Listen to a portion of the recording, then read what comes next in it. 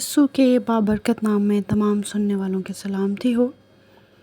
آپ سب خدا کا کلام اردو ترجمہ کے ساتھ کنگڈم ویژن گلوبل منسٹریز کے تعاون سے سن رہے ہیں۔ مزید معلومات کے لیے آپ ہماری ویب سائٹ kvglobal.org کو وزٹ کر سکتے ہیں۔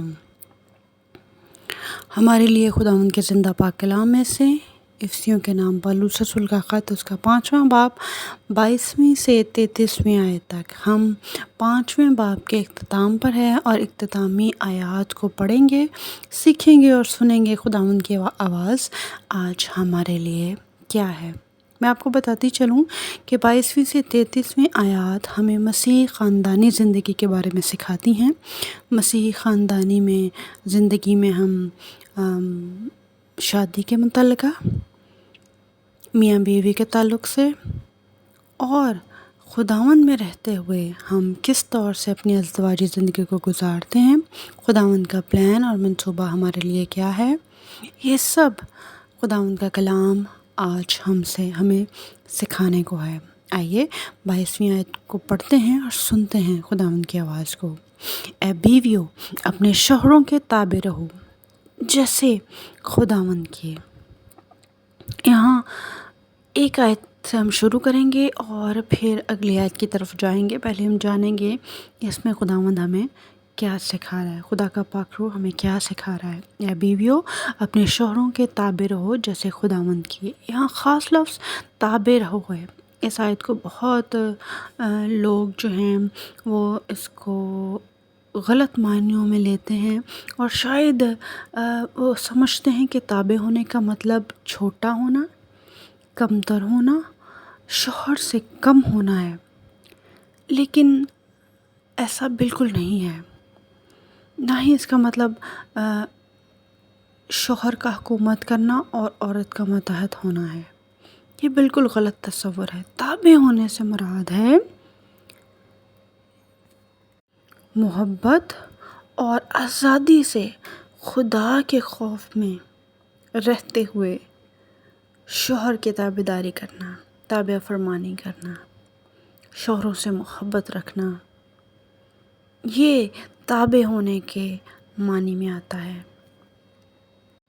اور کسی بہن نے مجھ سے یہ سوال کیا کہ اگر میرا شوہر کچھ غلط کرنے کے لیے مجھے کہتا ہے تب بھی مجھے اس کے تابع ہونا ہے؟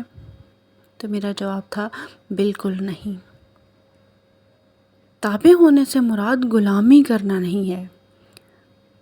ایسی شادی جس میں خدا کا خوف موجود ہو، خدا کے خوف میں رہتے ہوئے اپنے شوہر سے محبت رکھنا، وفاداری کرنا، حکم ماننا، تابع فرمانی کرنا، یہ تابع ہو جانے کے زمرے میں آتا ہے۔ اپنی خودی کو ختم کر کے، اپنی مرضی کو ختم کر کے، اپنی میں کو ختم کر کے، خوشی کے ساتھ، آزادی کے ساتھ، محبت کے ساتھ فرما برداری کرنا تابع ہونے کے زمرہ میں آتا ہے۔ اور 23ویں آیت کی طرف بڑھتے ہیں جس میں درج ہے، کیونکہ شوہر بیوی کا سر ہے جیسے کہ مسیح کلیسیا کا سر ہے، جیسے کہ مسیح کلیسیا کا سر ہے۔ آگے درج ہے، اور وہ خود بدن کا بچانے والا ہے۔ آمین۔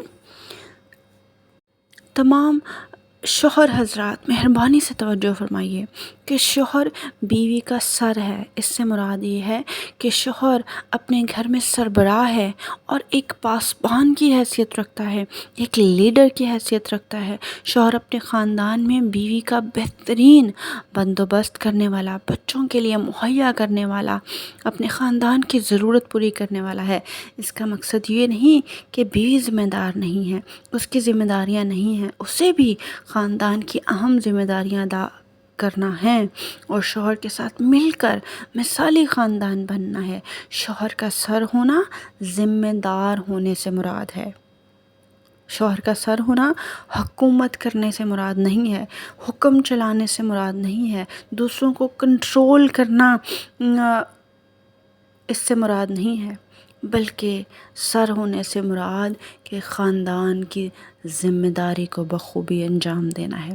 جیسے مسیح کلیسیا کا سر ہے اور وہ خود بدن کا بچانے والا ہے، اسی طرح شوہر جو ہے وہ سر ہے خاندان کا، وہ سنبھالنے والا، حفاظت کرنے والا، مہیا کرنے والا ہے اور ضروریات کو پورا کرنے والا ہے۔ خدا کا کلام شوہروں سے مخاطب ہے اور انہیں یہ سکھا رہا ہے کہ ہمیں مسیح جیسی محبت اپنے اندر لے کے آنی ہے، اپنے خاندان کے لیے مسیح سا مزاج اپنے اندر لے کے آنا ہے، اپنی بیوی کے لیے سربراہ ہونے کی حیثیت سے، اپنے بچوں کے لیے۔ اور سربراہ ہونے سے مراد صرف اور صرف یہ ہے کہ آپ ذمہ دار ہیں،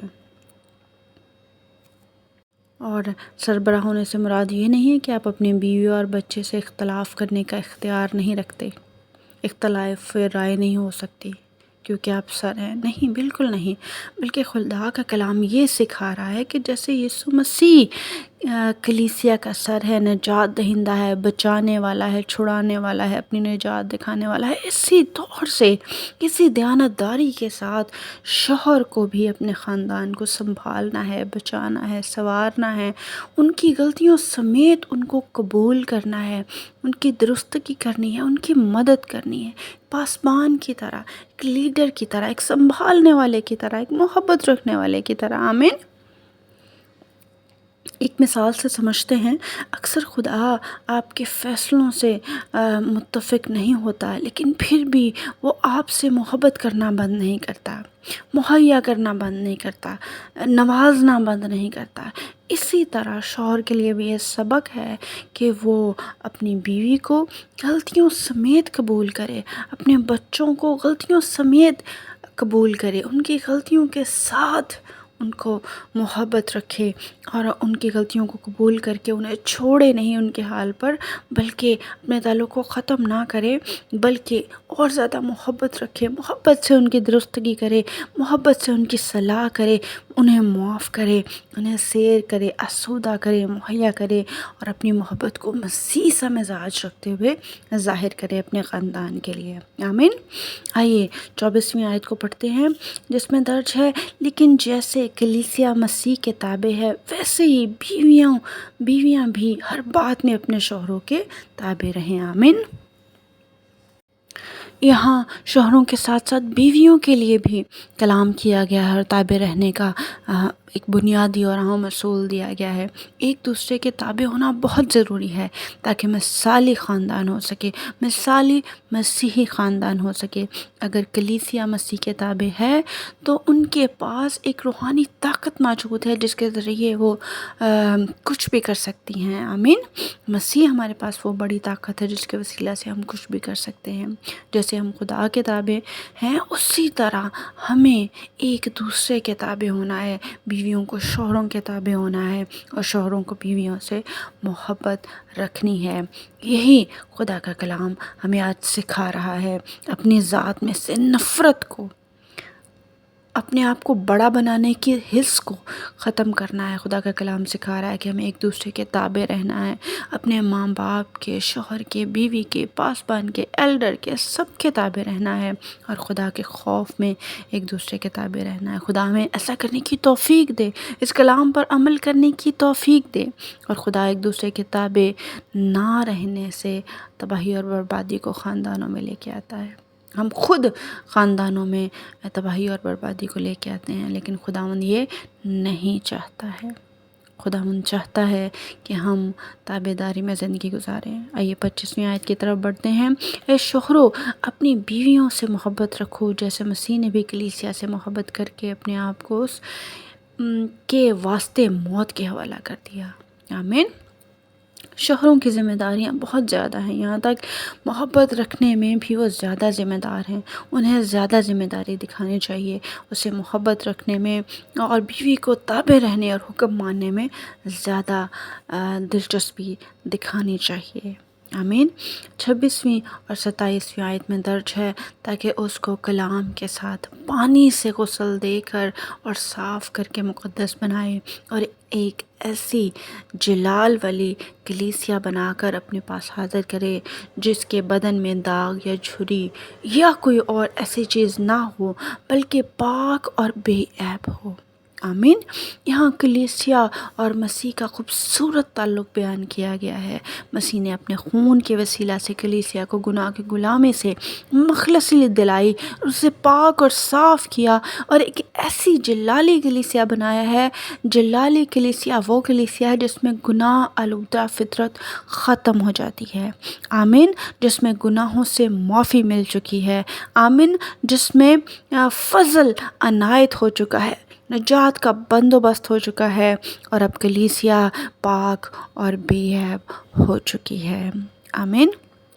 جیسے یسوع نے ایک بڑی قیمت ادا کر کے اپنی جان کی قربانی دے کر ایک خاندان کو، ایک مسیحی خاندان کو جس میں ہم شامل ہوتے ہیں اور اس کے لیے پالک بیٹے اور بیٹیاں بنتے ہیں، تشکیل دیا ہے، اسی طرح شوہروں کی ذمہ داری ہے وہ بھی قیمت ادا کریں، محبت رکھیں اور محبت رکھیں، اور اسی طرح بیویاں تابعداری کریں اور تابعداری کریں، آمین۔ 28ویں آیت میں درج ہے، اسی طرح شوہروں کو لازم ہے اپنی بیویوں سے اپنے بدن کی مانند محبت رکھیں، جو اپنی بیوی سے محبت رکھتا ہے وہ اپنے آپ سے محبت رکھتا ہے، آمین۔ 29ویں آیت میں درج ہے، کیونکہ کبھی بھی کسی نے اپنے جسم سے دشمنی نہیں کی، بلکہ اس کو پالتا اور پرورش کرتا ہے، جیسا کہ مسیح کلیسیا کو۔ یہ بہت خوبصورت اور بابرکت ہے۔ یاد رکھیں کہ اگر کوئی شوہر اپنی بیوی کے بارے میں شکایت کرتا ہے تو وہ خود اپنے بارے میں شکایت کر رہا ہے، وہ خود سے شکایت کر رہا ہے۔ یاد رکھیں کہ خدا نے حوا کو آدم کی پسلی سے بنایا، اور اب شوہر جو ہے وہ اگر عورت کے ساتھ بدسلوکی کرتا ہے، گالی گلوچ کرتا ہے، نفرت رکھتا ہے، تو وہ اپنے آپ سے، وہ خود سے نفرت رکھ رہا ہے، یاد رکھیے۔ اس لیے اپنی زبان سے محتاط رہیے، محبت دکھائیے، زبان سے، لہجے سے، رویے سے، کسی کو برا بھلا مت کہیے، کسی کو ڈیگریڈ نہیں کیجیے، کسی کو چھوٹا محسوس مت کروائیے، اپنے آپ پر، اپنے جسم پر، اپنے فیصلوں پر فخر نہ کریں۔ آئیے آج سوچتے ہیں، اگر آپ شوہر ہیں تو سوچئے کہ آج آپ اپنی بیوی کے ساتھ کیسے اپنی ازدواجی زندگی کو بسر کر رہے ہیں، ان کے ساتھ کیسا سلوک کر رہے ہیں، آپ کس طرح سے انہیں اہمیت دے رہے ہیں، کس طرح سے ان کے فیصلوں کو، ان کے سوچوں کو اہمیت دے رہے ہیں، اپنا موازنہ کریں۔ اور اگر آج ہم بیویاں ہیں تو ہمیں خود کا موازنہ کرنا ہے کہ ہم کس طرح سے تابعداری میں زندگی گزار رہے ہیں، کیا واقعی ہم تابعداری کی زندگی گزار رہے ہیں، واقعی ہم تابع ہیں۔ آج ہمیں سوچنا ہے، اپنا موازنہ کرنا اور خدا کے کلام کو اپنے اندر سمانا ہے تاکہ ہم اس کے خلاف گناہ نہیں کریں۔ 29ویں آیت کی طرف بڑھتے ہیں جس میں درج ہے، کیونکہ کبھی کسی نے اپنے جسم سے دشمنی نہیں کی، بلکہ اس کو پالتا اور پرورش کرتا ہے، جیسے مسیح کلیسیا کو۔ یہ آیت ہمیں مثالی مسیحی ازدواجی زندگی کی عکاسی کرتی ہے۔ اگر آپ آج شادی شدہ ہیں، اس کا تعلق اس بات سے نہیں کہ آپ کتنے سالوں سے شادی شدہ ہیں۔ سوچیں، کیا آپ واقعی مسیحی مثالی خاندان کے طور پہ زندگی گزار رہے ہیں؟ اپنے گھر اور خاندان کو ایک مثالی اور خوشحال خاندان بنائیں، اور شوہر اور بیوی دونوں مل کر ایسا ممکن کر سکتے ہیں، آمین۔ 30ویں آیت کی طرف بڑھتے ہیں، اس لیے کہ ہم اس کے بدن کے عضو ہیں۔ 31ویں آیت میں درج ہے، اسی سبب سے آدمی باپ سے اور ماں سے جدا ہو کر اپنی بیوی کے ساتھ رہے گا، اور وہ دونوں ایک جسم ہوں گے۔ 32ویں آیت میں درج ہے، یہ بھید تو بڑا ہے، لیکن میں کلیسیا، مسیح اور کلیسیا کے بابت کہتا ہوں، آمین۔ یہاں پالوس رسول کلیسیا اور مسیح کے تعلق کو شوہر اور بیوی کے تعلق کی مثال سے سمجھا رہے ہیں۔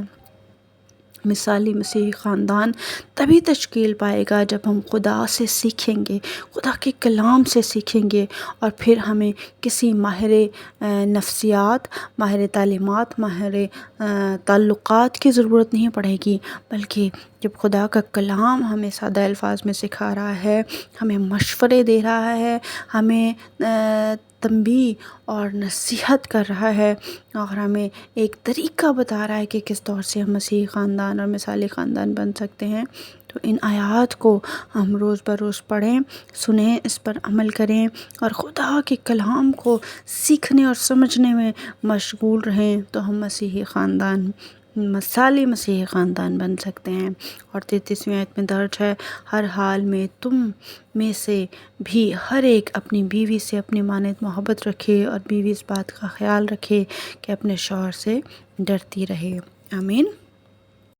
آج خداوند پورا ایک منصوبہ تشکیل کر کے ہمیں بتا رہے ہیں کہ کس طور سے شوہر کی ذمہ داریاں ہیں، بیوی کی ذمہ داریاں ہیں، مثالی خاندان کی ذمہ داریاں ہیں، اور کس طرح سے یہ دو اہم پہلو مل کر ایک پورے خاندان کے لیے خوشی اور برکت کا باعث ہو سکتے ہیں۔ میری دعا ہے کہ ہم اس کلام پر عمل کریں، اپنے خاندانوں میں کلام کی روشنی کو لے کے آئیں اور مثالی مسیحی خاندان بنیں۔ میرے ساتھ جمع ہونے کے لیے، کلام کو سننے کے لیے خداوند آپ کو بہت برکت دے اور آپ کے ایمان کو بڑھائے۔ آمین۔